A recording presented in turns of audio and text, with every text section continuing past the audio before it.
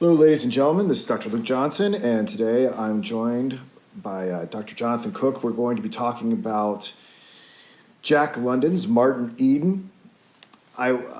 We were going to do this yesterday, but we had a storm cut out our internet.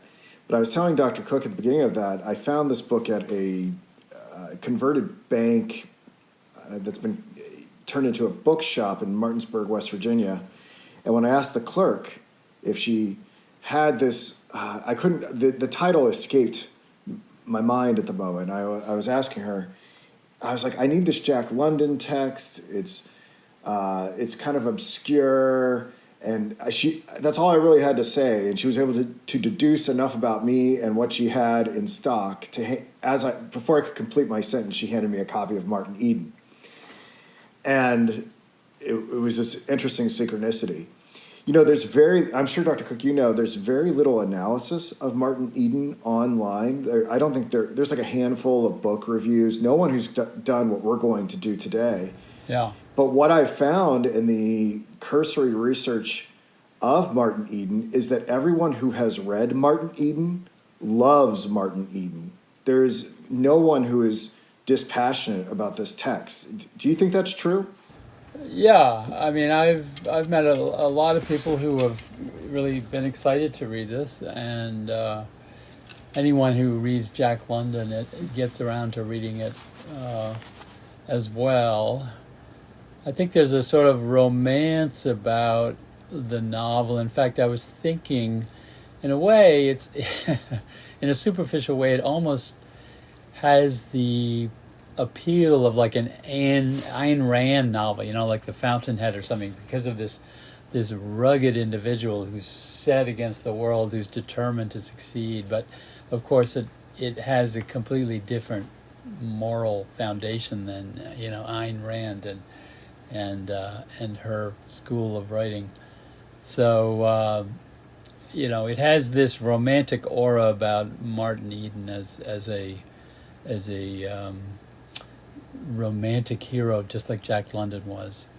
But of course, by the time you get to the end of the book, you realize that his life was he considered himself a failure. I mean, he achieved success and then threw it all away because he lost his value system, his bearings. So it's really it's a fun read. It's got some funny scenes. It's got some great descriptions of what it's like to live with poverty, and then it kind of pulls the rug out from under you because it's not a Horatio Alger story. It's a kind of a complete reversal of Horatio Alger, in that the success is not worth the effort. There's a inner despair that Martin Eden faces at the end of the books. That is very sobering. Yeah, despite it being very nihilistic at the end. Yeah, yeah. It's kind of interesting to say you love such a nihilistic text, and well, maybe part of the reason you love it until the last 20 pages, and then you kind of step back and say, well, what does that mean after all? So, yeah, I mean, I think obviously I would have wanted a different outcome. I wonder if this book resonates with so many. I wonder if like the readership for Martin Eden is primarily male. I wonder how women view this text, but as someone who I guess would have been who would have been kind of going through some of the things that Jack London went through, trying to prove his intellectual gravitas, trying his hand at writing, trying to be successful in that realm and climb the social ladder.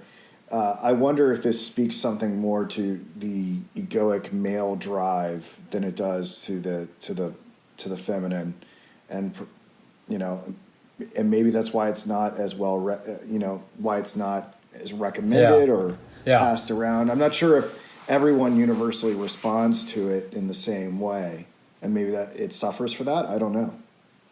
Yeah. Well, Because I found Martin Eden to be very relatable.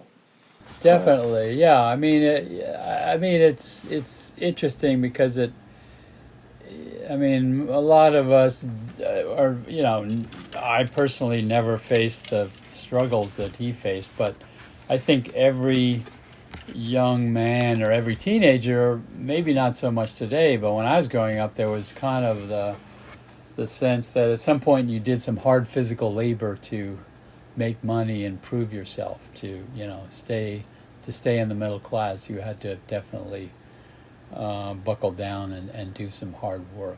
So that physical labor that he's doing, I think, is very relatable. I mean, certainly today, yeah, I guess someone working in an Amazon warehouse could really relate to Martin Eden, as someone who does this backbreaking work, and then struggles with his education, doesn't have the energy to do anything after a hard day's work. When he's working that laundry facility, that was just an amazing description of what it's like to be engaged in that physical labor where you really can't do anything but drink after you're done with it. I did that in college. I had 2 summers I worked as a deckhand on a towboat on the Mississippi River, and it was pretty good money because you never got off the boat. Or if you worked there, throughout the year, you were on for a month and off for a month. But I spent like 2 months on the boat straight. So that was, an interesting experience.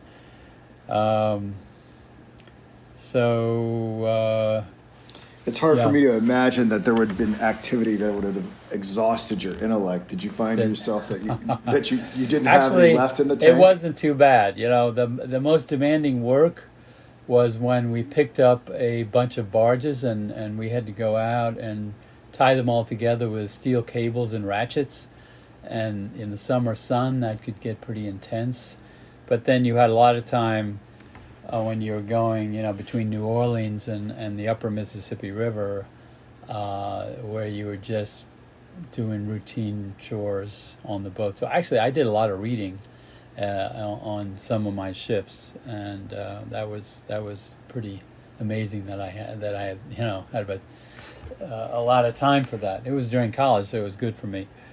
I had a friend do something similar with an Alaskan fishing ship. Yeah. And when he got off the boat, he had a whole album to record. Uh-huh. Yeah.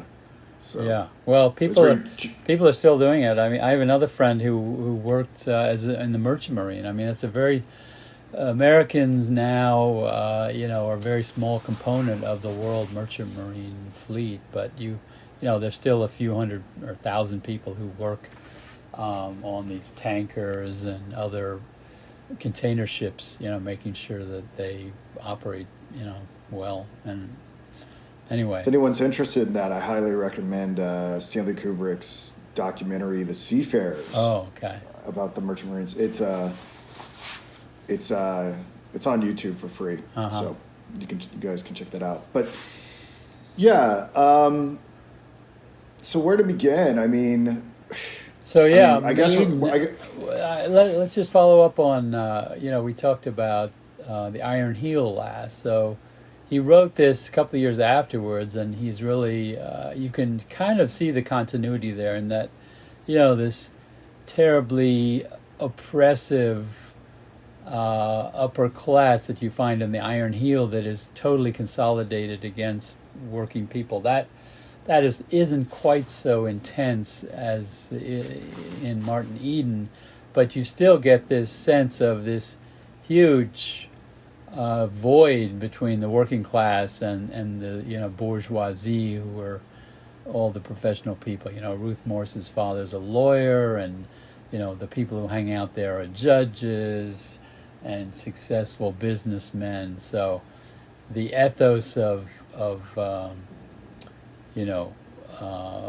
money and making money and being able to make money is really strictly separated from these people, who are just struggling to put food on the table, who are represented by, the working class, like the Lizzie Connolly, the young woman who works in the cannery who's could be a potential alternative to Ruth Morse, but he decides that he's not interested in her because she's not educated, she's lower class. So it's very odd the way she has rough hands. She has too. rough hands, yeah. He just can't relate. I mean, he's so driven to succeed, and then when he does, he just loses his footing in the world, and he's got two sisters who were married to sort of creeps who were very much devoted to just making money and attaining a modicum of success.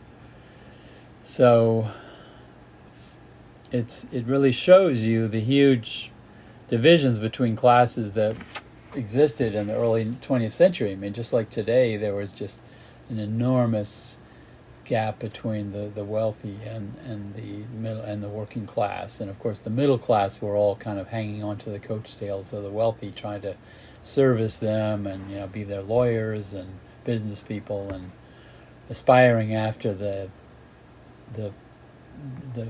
prestige of making more money. So it's not really it's really the difference, of course, between Martin Eden and the Iron Heel is that the Iron Heel, it's organized. They're organized in socialistic struggles. So, but Martin Eden is convinced that he alone can do everything. So he's this rugged individual. It's kind of a Nietzschean figure who, I think the despair of the end of the book is his realization that the individual doesn't really count for anything in the end. You really need to belong to your society because that's where your ultimate values lie. So you think that London was like purposely letting us down to show us the emptiness of the Nietzschean Superman? Well, that's what he said. I mean, when the book was published, everyone was saying, "Oh, well, London was showing that the nobility of the Nietzschean hero going down before the Philistines was the message of the book." And London said, "No, they misread the book. The book was about Martin as an example of the failure of individualism. That his decline and death is really a symptom of the fact that his values are misplaced."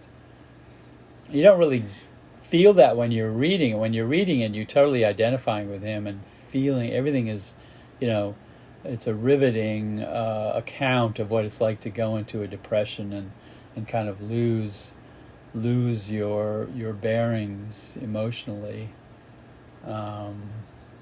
because he just becomes. He gives all his money away, the money that he was struggling to make so he could marry Ruth Morse, and because she broke off the relationship because he wasn't making money, he thinks he can't go back to her, and then he realizes that she wasn't really the person he thought she was. That was very tragic.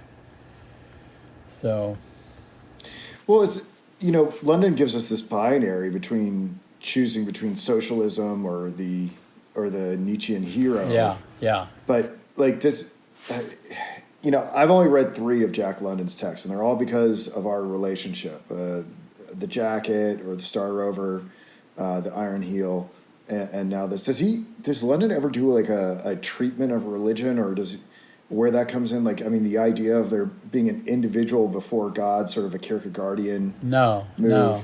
Was he totally uninterested in religion? Or? Well, I mean, he was kind of a mystic. If it's, his mother was gave seances, and he was interested in psychic phenomenon.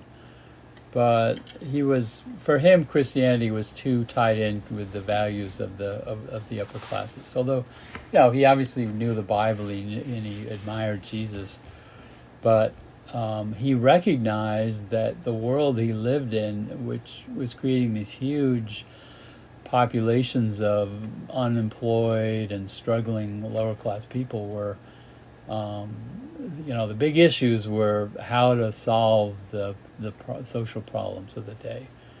So he was a big fan of Herbert Spencer at first, and Martin Eden, is an avid Spencer fan, but of course,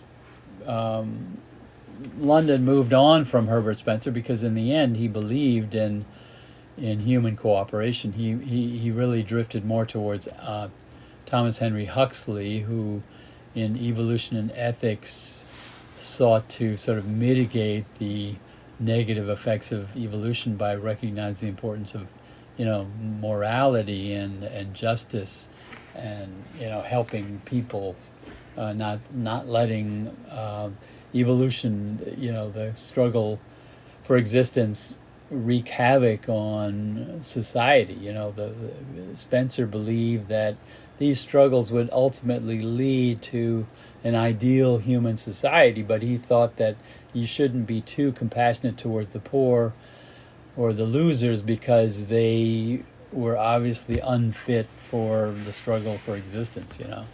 So that was why London. I mean, it was very exhilarating to read him at first, but then he eventually kind of rejected him. So London is writing about his earlier self, his self of the late 1890s. He's writing from the perspective of 1907, 1908, when he wrote the book. He's looking back on his years, when he was 21, 22 in 1897, 98, just when he started to become famous. He established his career at about 1898, 99, I was curious because I'm new to the authorship of London. Like I was telling Dr. Cook yesterday that I keep this little Facebook poll going about my favorite books that I'm reading for the year, and right now all three of the texts by Jack London that I've read are in my top 10. Although Martin Eden is the lowest rated of the three, and the only reason I really did that is because Martin Eden really didn't hit me until like the last third. And then when it hit really hard. Whereas I felt like the other two texts, The Iron Heel and The Jacket, were consistently good, like right out of the gate. And I wonder, like, is this something, does this speak to like the abilities of Jack London? Because I've never read was Call of the Wild and White Fang. I'm unfamiliar with those. Like, well, did he kind of perfect his writing style later on, or was he better early? What's your take on where this falls in his arc of authorship? It's interesting that you say that the first 2/3 didn't. It wasn't bad. Yeah. It wasn't bad. Yeah. It just wasn't as. Yeah. The other two were was it so consistently good. Was it when Martin Eden discovered the intellectual world? I think so. Of Russ Brissenden and all the kind of intellectual ferment that he got involved with when he finally met some of the people that he could actually talk to and started, when it got away from the world of the Morse family, where he was kind of stifled, even though for him it was initially liberating to work towards this ideal of cultivation. But the thing is, a lot of people say that London was at his best in his short stories, and that he wasn't really a brilliant novelist. But I don't know. I mean, White Fang is an amazing book. I mean, you can read it as an adult, probably getting a lot more out of it than as a teenager. Call of the Wild, White Fang, those are novellas, so they're each about 100 pages, and they're very well structured. They move along very well. So this was like his first real novel. Well, no, he'd written about 3 novels before that. Oh, okay. Yeah, I mean, he wrote. What were the ones that predate this? Well, let me think. His early. Let me just look at the list of his work. Yeah. He wrote. His first books were collections of stories. Then he wrote a book called the Mutiny of the Elsinore. That he wrote, sea novels. He wrote the Sea Wolf, which was, I guess, about 1904. That's about 250 pages. So he never wrote books that were 400, 500 pages. Well, maybe I should take that back. Maybe The Valley of the Moon is a late novel. And that is probably about 450 pages. But I think, he was not... Oh, dang. Iron Heel came out before Martin Eden. Yeah. The thing is, he was not a Jamesian writer. He did not agonize over, depicting every mannerism and change of consciousness and whatever. He was really more interested in engaging with kind of big social issues, intellectual movements of the time. So, he's part of the era, early 20th century of Upton Sinclair, Jack London, Theodore Dreiser. I mean, all of these writers, they're obsessed with society, because that's the big issue. Class, poverty, corruption, and so that's why you read him. You don't read him, for the brilliance of his plots, because he's writing kind of instinctively. But it's funny. I didn't really. To me, the book, the big interesting kind of pauses in the book are when he goes to sea or when he goes to work in the laundry. He kind of disappears for a while and works at sea and then comes back. He kind of goes AWOL from Ruth Morris. And those are, somewhat weak because we don't, and we hear a lot about the South Seas and the fact that at the end of the book he wants to go and live in Tahiti, which is really a reflection of the fact that he was writing the book when he was in Hawaii and in, cruising on the Snark. I have so many questions. His boat, yeah.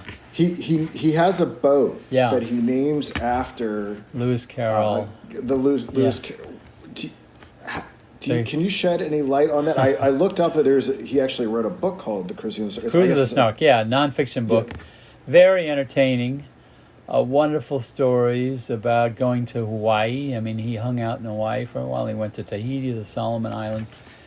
And he actually got a disease called yaws, which... Like a bowel issue. Yeah, and he had to... It was really terrible because he could only cure himself he went to Australia to recover, and he could only cure himself with these medicines which had mercury in them, which ended up destroying his kidneys. So his kidneys were basically failing when he died at the age of 40, possibly by suicide because he knew he was dying in 1916. Very, very sad, he died at the age of 40 like Poe, Think of all the other books he could have written. So it's funny because he's writing this book about his struggles as a young man while, in this beautiful, scenic escapade with his wife Charmian on their boat, sailing around the Pacific. But so it would take a lot of brain power to recreate the world of his early struggles when he's living this life as a kind of a tourist with his wife.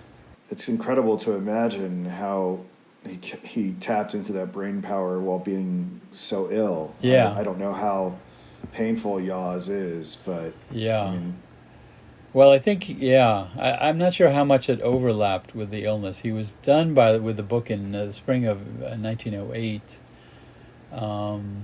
This was like the first half of his.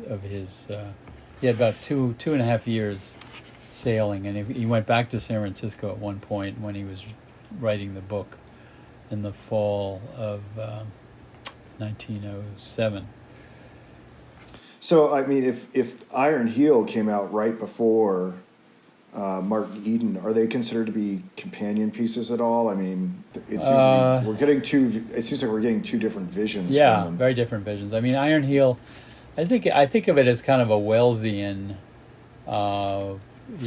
utopian, dystopian, utopian novel, and uh, Martin Eden. Actually, Martin Eden is kind of Wellesian in its depiction of struggles to make one's living. Like Tono Bungay that we talked about, the character in that book, starts out in a lower class environment, works his way up to success, and then, realizes the futility of his earlier ambitions. So, Well, I mean, I think it's pretty obvious that the book is autobiographical Yeah. in some ways, right? Like, Yeah. but how autobiographical is it? Like, Well, I was just reading someone pointed out that Martin Eden, if you take the initials, what do they spell? Me. me, me. Right. So Wasn't Martin Eden like a person? he got the name of he was a Scandinavian immigrant worker that he knew from his life working on farms outside of San Francisco. So it was based on a lower class guy whose name the guy he liked. There was nothing special about the character himself. But so London is, his mother was alive when he was a young man, so he was not an orphan. He had two sort of older sisters, just like the character Martin Eden, although he didn't have, Martin Eden had all these brothers that we never hear about, but they're out working around the world. London didn't have that. He had his stepsisters, one of whom he was very close to, kind of helped raise him when he was 9 years older than him, and who married a guy in the military. So Martin Eden, the character, is much more socially isolated than Jack London was. But London, struggled to get an education. He did do some high school, and then he tried a semester at the University of California, but couldn't afford it.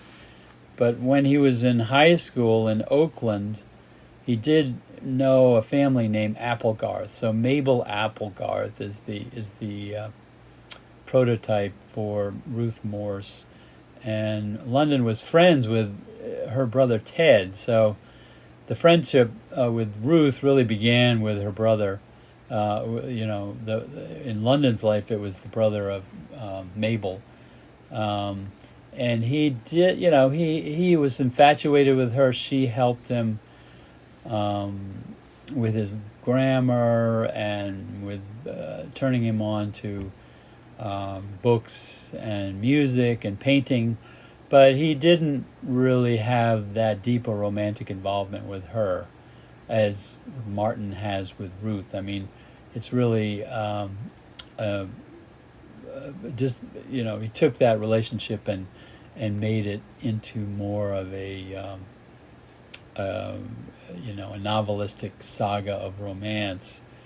But some of the other characters, like Ted Brissenden, is based on London's friend George Sterling, who was a famous Bohemian poet and character who was didn't kill himself, didn't have tuberculosis, was an interesting character in the literary artistic world of early 20th century San Francisco. And so those are the basic similarities.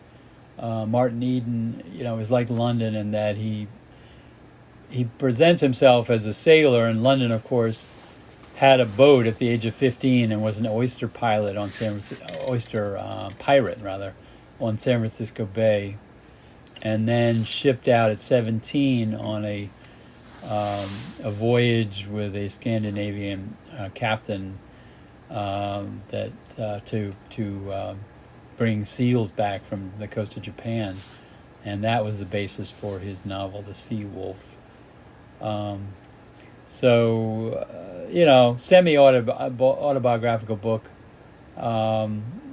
and of course Martin Eden's struggles as a writer is very much based on London's career, which suddenly blossomed, when he was in his 22, 23 years old, after he'd been sending lots of stories and sketches out to magazines. I loved all the titles. The Shame of the Sun, and some of those actually they're are so epic sounding. Yeah. Like they would make for great. I don't know if anyone is looking for a title for their book, but I would suggest going here. I don't know if anyone's actually like. Well, some of them are actually slight distortions of books and poems written by George Sterling and some of the other intellectual bohemian characters that London knew at the time, that he was friends with.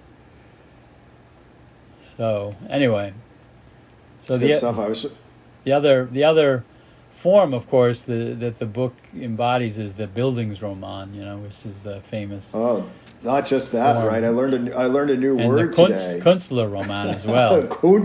How do you say it? Künstlerroman. Yeah, Künstler means artist. So the novel about the artist, and Bildung means education or formation. So the novel, it has those German terms because Goethe was the one who pioneered these forms with Wilhelm Meister, which has two parts to it about a young man who's maturing in life, and so it's a common form in literature. I mean, Dickens, David Copperfield is a Bildungsroman. Flaubert's Sentimental Education, Melville's Pierre is a Bildungsroman, and a Künstlerroman because it has the hero is a writer. So it's about a young man who is attempting to sort of mature and learn and survive in society, and the end of the book usually involves his establishing himself in a profession that he's become competent to support himself as a human being, and usually he's in a city and he has had an unhappy love affair, but it usually ends positively with the idea of kind of earning your place to make a living. So the book follows all that except for the very end, and then it kind of tips the whole thing upside down. Yeah. So we have this distinction about it also being a naturalist or a realist. Realist, novel. Yeah. Well, I consider kind of the naturalist ending. It reminds me of Edith Wharton's House of Mirth, with the heroine of that book, accidentally killing herself after she's sort of realized that she's not going to have this romance with the love of her life. So, it sort of mixes things up because the realism is the major form because he's providing very realistic details about making a living, about lower class life, about just the world as it exists in Oakland, California in 1898 or something like that, and the stories of the gang fights and the drinking and the lower class world that he's trying to pull himself out of, but he secretly identifies with. That's all sort of realism with naturalism, sort of a combination, and then it has this touch of romance in the dream of the South Seas as a kind of escapist adventure that he's thinking of periodically. That he is a way exit from his life struggles there. But London is working in the realist tradition pretty much.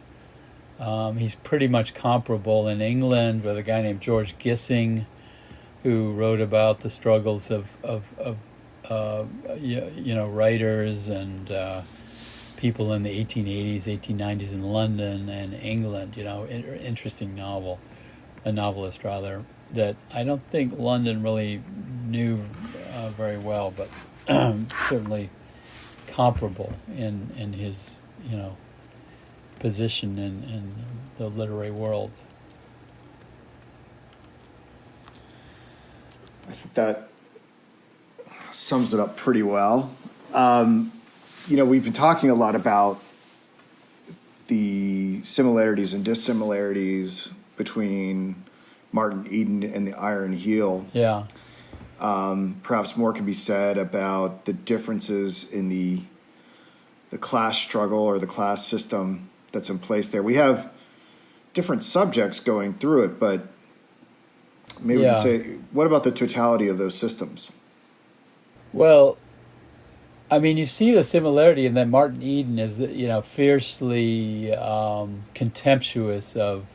eventually contemptuous of the world of the Morse family and the judge and the kind of life that Ruth wants him to aspire to, to become a lawyer or work in the post office. But do something and, work your way up, and maybe eventually if you're a lawyer, you'll end up on the Supreme Court or something like that. So, there's some amazingly one scene of these brutal scenes where Martin, insults the judge, I think Butler is his name, and that really kind of takes you back to the Iron Heel where the main character there is ruggedly outspoken in front of these audiences of professional upper class people, and he's unafraid to tell them the truth about the class system and the suffering of lower class people that's perpetrated by this kind of corporatist state that doesn't really provide a break for people. I mean, there's no, unemployment insurance. There's no disability. There's, employers get to destroy their employees with with impunity, and that's something that, in Martin Eden you don't find that brutality lurking there, but you find the sort of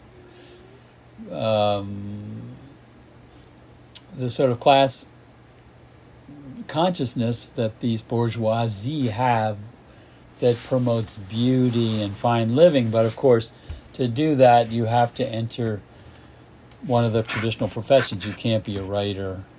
You can't be, you'll never succeed unless you educate yourself and want to work your way up the job ladder.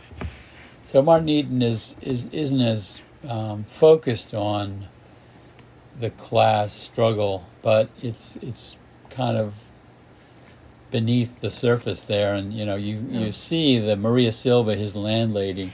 You feel compassion for a woman who is struggling to feed her family, and that Martin Eden eventually helps out because he sees her kids running around without shoes and not getting enough to eat. So you're aware of the struggles of the classes, but it's not the main theme of the book. Yeah, it's not as brutal. Yeah, I mean, there's not violence between classes going on. I'd say the most graphic and brutal aspects of it are like how he has to ration his money and his food as he's starving before he attains success. Yeah, and he's putting everything in pawn. He pawns his typewriter, he pawns his best suit, so he can't see Ruth because his best suit is in pawn. And the other scene I really like is the working in the laundry, where there's constant steam and hot water and wringing out clothes, and it's all to make the wealthy people who are at this summer resort, be able to wear their beautifully pressed outfits, guys and women with their elaborate dresses and gear, and you really understand that the beautiful pictures you see of people in upper class people sitting on the porches of these big hotels and whatnot. All the lovely clothes they're wearing, spotless clothing, has been made that way by all the sweaty workers, who are washing and ironing those clothes, just 12 hours a day or 14 hours a day.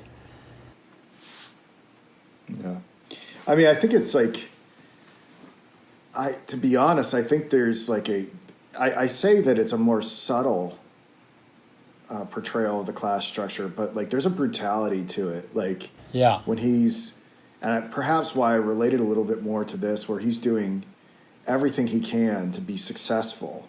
It's not working out, and like, yeah, the love of his life is just kind of like, hey, like, just give this all up and well, sell out and be a clerk or whatever, What did you think about when he was, these publications that eventually accepted his work, these magazines that accepted his work, and then they wouldn't pay him, Right. Because he calculated very carefully how much he would get from each piece of writing, how many words it was, and he sent it in, and he was ecstatic when it was accepted, and then he finds out that some of these places are not paying him because they're unstable financially, or they're just contemptuous of their writers. And then, of course, he goes into those two places, and one, he shakes him down by beating up one of the editors. So it's kind of odd. I mean, I guess you understand him because he was so crazed for money and starving, that he didn't see any problem with physically attacking these editors who had the money and wouldn't give it to him. So, I mean, it's a bit shocking for a writer to go into an editor's office and punch him out to get $5 that you were owed, or $15 or $20. Yeah, I'm trying to think who it's like. I mean, I don't know who that would be completely analogous to, but that sort of antics would be, I don't know, maybe something like Hunter S. Thompson or something like that. I'm not sure. Well, you wonder if that actually took place. I guess it must have taken place occasionally, but it was, it was actually kind of a golden age of magazine writers in the turn of the century, because you had a huge audience for all these, short story writers and journalism. So, William Randolph Hearst and Pulitzer. I mean, they had all these magazines, and newspapers were just packed full of fiction and nonfiction. A lot of it was crap, but if you got established, you could actually make a living at it for a certain time, even as a short story writer like O. Henry. Sure. And in London made millions on his fiction and nonfiction. He had a 1,000-acre ranch. He supported his family. He built himself a 60-foot boat. The Snark. So he lived pretty well, but he worked incredibly hard to keep the money coming in. So. Still have so many questions about that boat. Yeah. Did he have a? I'm gonna have to read. I was just looking at his. Well, earlier I was looking at his authorship. I'm gonna have to go through that Snark book. Yeah. But also, what was intriguing to me is, I don't know if you've ever read this unfinished book that he did called The Assassination Bureau. No, I've just heard about it, but it came out in '63. Yeah, unfinished when he died. Yeah, that looks pretty crazy. Yeah. I have a feeling I'm going to be spending a lot more time with Jack London. Yeah. We talked about the influence that Herbert Spencer had on London. I mean, did we exhaust everything we want to say about why he was particularly infatuated with him? No, I mean, we really forget how influential Spencer was, and of course his term "survival of the fittest" was something he invented, not Darwin. So the idea of social Darwinism was really the brainchild of Herbert Spencer, and that was a huge influence on later 19th century American culture, very much embraced by the plutocrats of the time, like Andrew Carnegie and Rockefeller. So, it's important that London. I mean, he immersed himself in Spencer. Now today, Spencer's having a little bit of a revival. I mean, he was kind of widely scorned throughout the 20th century as just being. I mean, he built everything in his world was integrated. I mean, he was a big systematizer. So he was a sociologist. He was a psychologist. He had a huge influence, and then pretty much petered out in the early 20th century, and became kind of thought of as a totally outdated and discredited Victorian intellectual. But London totally embraced Darwin. He read Darwin, he read Spencer, he read Huxley. And so he was very much, on the cutting edge of evolutionary theorizing in the late 19th century. But fortunately, he made the switch from the Spencerian vision of rugged individualism and the fact that we should not structure society to aid the losers. He moved on from that to a more Huxleyan idea that cooperation is vital to human flourishing, and you see that by the fact that he became a socialist, and that he wrote The Road about traveling along with this army of hobos in 1894, trying to draw attention to the problem of unemployment during a huge economic downturn. And so so he was kind of a petri dish of all kinds of intellectual growths of the time, and reflected them. Of course, one of the less appealing aspects is he sort of bought into the sort of racialism of the time, the idea of racial superiority. But then even then, when he went around the Pacific, he sort of toned down those ideas about white superiority, and realized, like Melville in the Pacific, that the white race has really done some horrible things to other peoples in the world. Did he have a personal relationship with Thomas Huxley? No. It's interesting because I'm just curious. Oftentimes you find that a lot of these leading figures know one another. Yeah. Well, and it's interesting. Huxley was dead by the time he was kind of intellectually mature. Oh, okay, I see. But then it's interesting. The Iron Heel is frequently spoken of as like a forerunner to Brave New World. Yeah. And I don't know if Aldous, how much familiarity Aldous had with. He probably, I'm sure he read him. And I mean, for instance, I think I may have even told you this, is that like. That Aldous Huxley was like George Orwell's French teacher at Eton. Oh, really? So it's like, is it beyond the realm of possibility that Jack London knew both Thomas Henry Huxley and Aldous Huxley? I mean, if Aldous Huxley could be George Orwell's teacher, I think. Yeah. Well, nearly anything is possible. He went to London in the early 20th century, but I think he was pretty much spending all his time living with all the homeless people to be able to write the book The People of the Abyss. So I mean, he read a lot of English writers, he corresponded with some of them, but he wasn't really familiar with that many Victorian intellectuals. Gotcha. Gotcha. So, well, we talked about Huxley, Spencer, Darwin. Are we missing any other intellectual?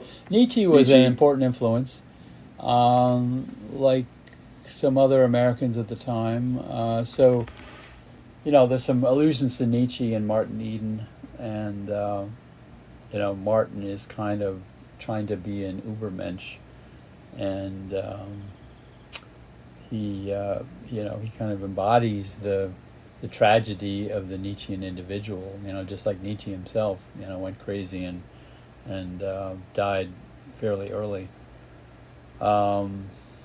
So yeah, I mean, Spencer, Nietzsche, Darwin, Huxley. These are all kind of, currents that are moving through Martin Eden below the surface because they were part of London's life. Really, incredibly vigorous intellectual life. In fact, he lectured at Harvard and a couple of other universities as a socialist, promoting his ideas. So he was recognized in the intellectual world then as a leading voice for important ideas. Yeah, That's interesting. That I didn't know he lectured at Harvard. On socialism. Yeah, I was like, oh, well, maybe we have some recordings, but no, he died in 1916, so Yeah. probably not. We talked a little bit about, well, spoiler alert. I mean, this book's been out for, over 110 years. So, Yeah. I guess we've already talked about how he kills himself at the end. My take on why he kills himself at the end, it's a pretty graphic attempt at drowning. He's finally successful. Right. Is that, I mean, I haven't thought about it as much as you, but I mean, I think he kind of comes to the realization that everything he was striving for was illusory, and that all the people that he held in such esteem that were above him turned out to be really no greater than the downtrodden members of society. Yeah. And I think it just filled him with despair so much that he just wanted to end it all. I mean, there might be more to it than that, but that's kind of... Yeah, well, figure everyone around him had, disappointed or abandoned him. I mean, Ruth broke off the relationship, and then she wanted to get back with him when he had started making money.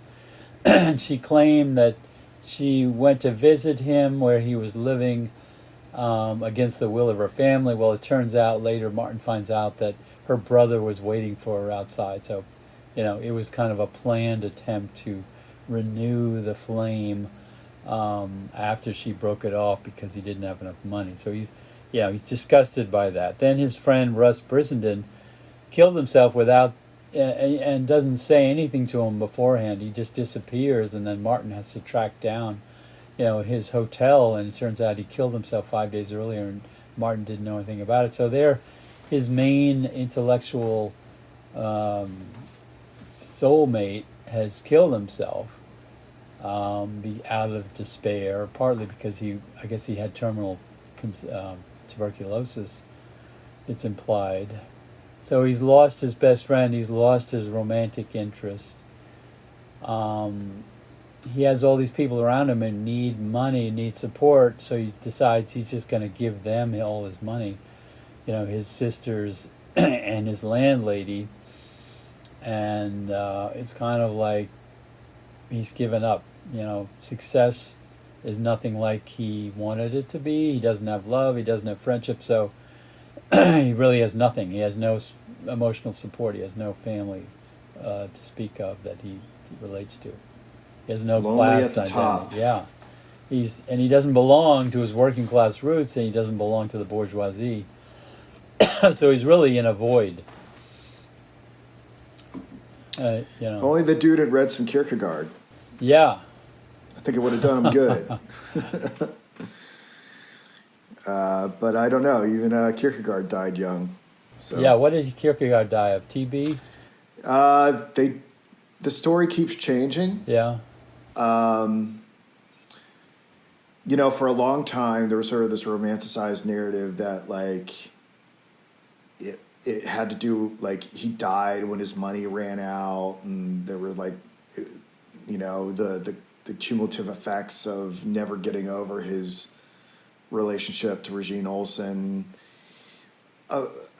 more recently, people have speculated that he might have had some sort of spinal Yeah, he had virus or something like that. he had a Like, hunchback, right, or a slight, he, or was it well, scoliosis, or what was wrong with him? well, this gets into like the reliability of the historical evidence. We don't have a lot of images of Kierkegaard. And We have. how old was he when he died? I believe he was 42 years old.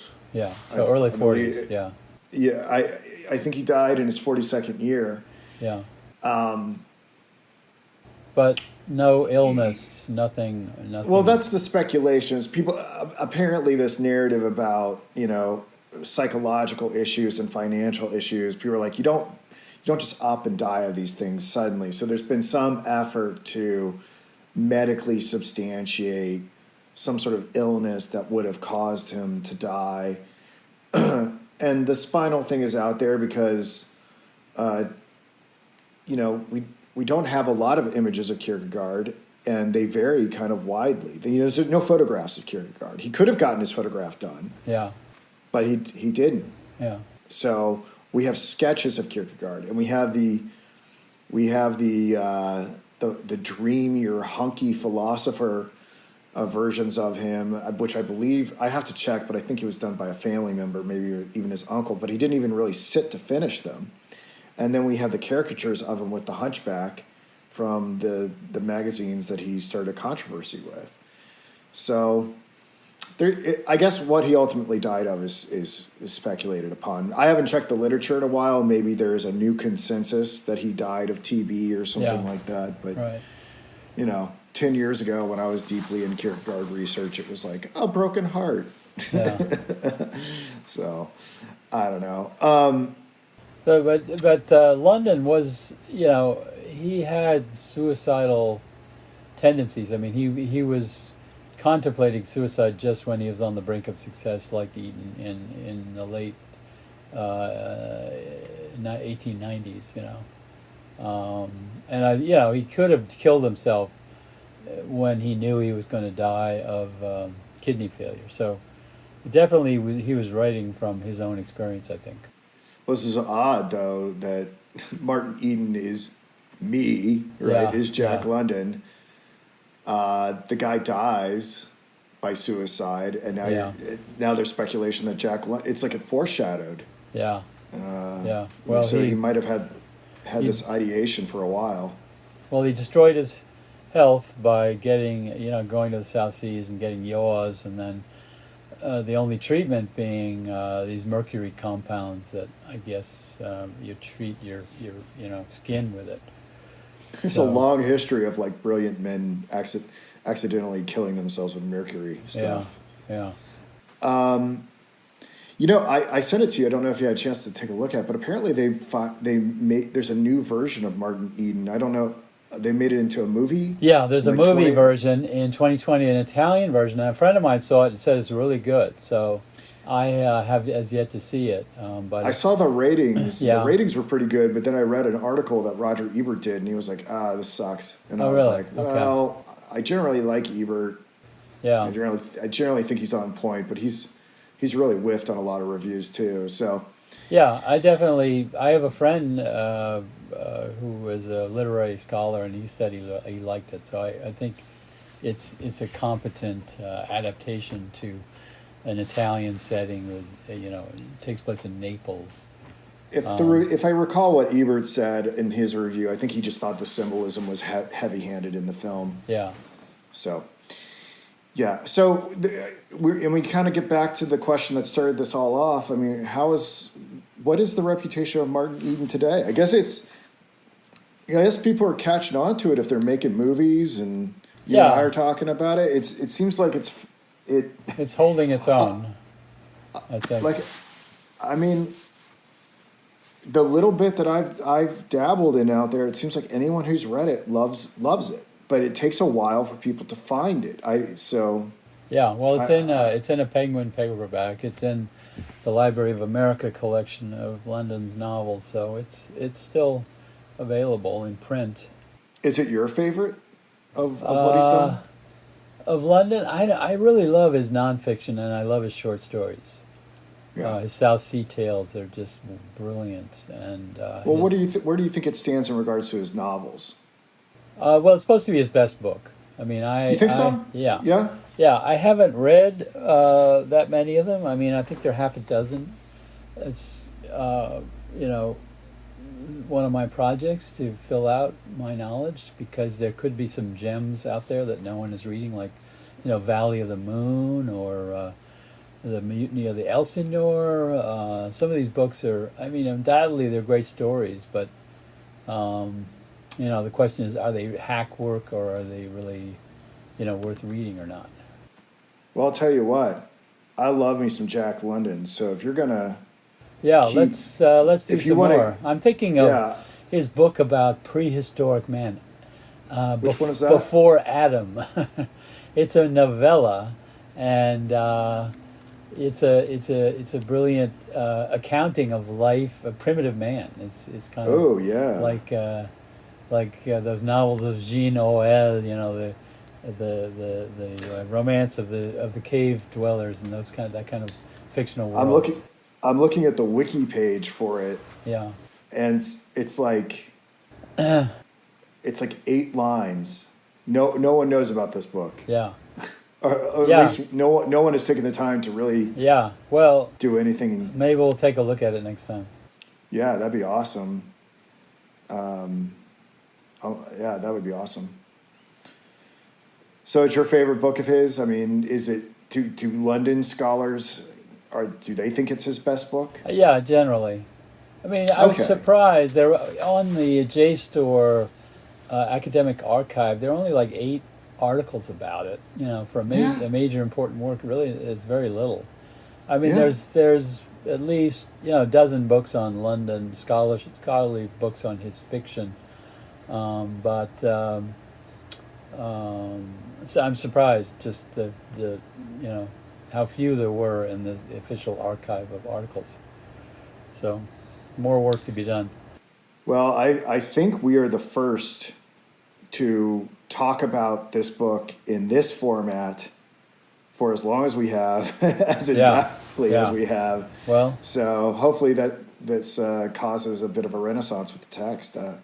I loved it. I didn't love it as much as the Jacket and Iron Heel, but I mean, yeah, it's very readable. I mean, I still loved it. I mean, Yeah. I haven't read something by Jack London that I disliked yet. So this guy is crushing it. Around the world, London is considered a major American writer. I mean, he's acknowledged. Why do we sleep he's on? taught. Why do we kind of sleep on him here? Well, because he's pegged as a boys' writer. Call of the Wild got canonized as a book that everyone reads in junior high school, and that really has an effect because, I mean, if you read Call of the Wild and White Fang now, I mean, they're wonderful stories. White Fang, man, that's a brilliant book. I mean, it's probably the best book ever written about a dog, but it's really about society, human society, and the natural world. It's like watching a brilliant National Geographic special, 6-part series, because the dog goes from living in the Yukon in the wild, and then he goes to California. One of his masters takes him there, and he has to adapt to the civilized world, and you can totally understand, from the dog's point of view, the struggles that he has to make that transition. But it's a wonderful story. Well, I've enjoyed talking about this story with you, and I look forward to talking about more London. We probably, just for the sake of our listeners, should probably bring this to a close, so it's not too burdensome for them to listen to. But let's talk some more about what we want to cover next. Okay, good. All right, thank you, Dr. Cook.